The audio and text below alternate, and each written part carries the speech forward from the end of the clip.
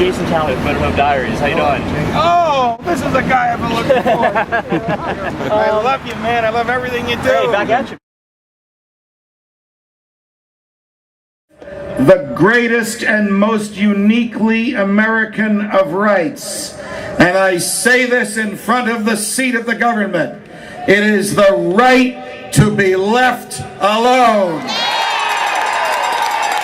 If rights come from the government, then the government, by ordinary legislation or presidential decree, can take them away. But if the rights come from our humanity, then unless we violate someone else's natural rights, the government cannot take our rights away.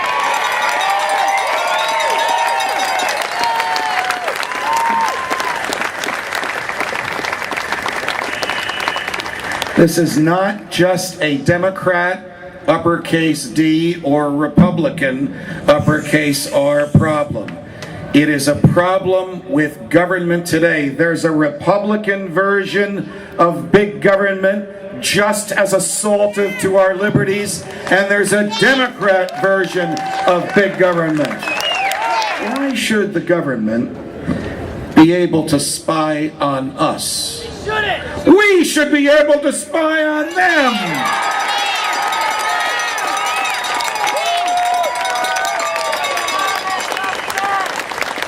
When some judge is rationalizing away our liberty, or some congressman is plotting to take your freedom or your tax dollars, we should know what they do every minute that they do it.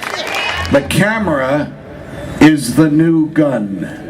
There's nothing the government dislikes more than the light of day and cameras recording what the government is doing, whether it's on a street corner or in there or in Washington, D.C. We have the right to know everything that they do and why they do it and when they do it and how they've taken our freedom. Every individual is greater than any government. The government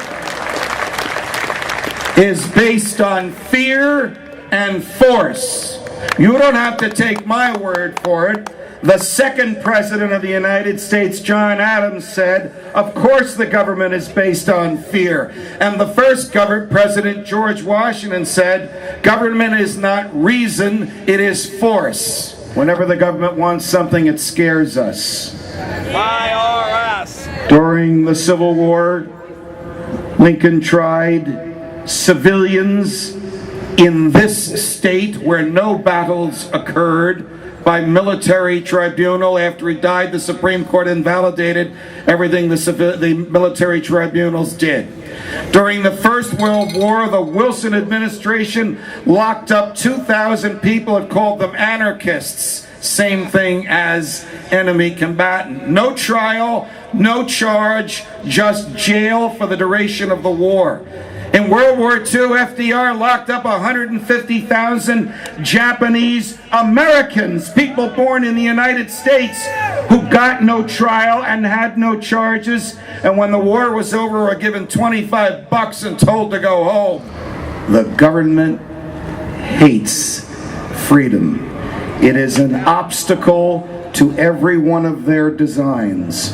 Whenever they write laws, whenever they take your tax dollars, whenever they regulate your private behavior, whenever they tell you how to spend your money, whenever they tell you what medicines to take, whenever they tell you what food to eat, whenever they tell you with whom you may or must associate, they are taking away your freedom, and they love to get away with it. Very few generations have been granted the role of defending freedom in its maximum hour of danger.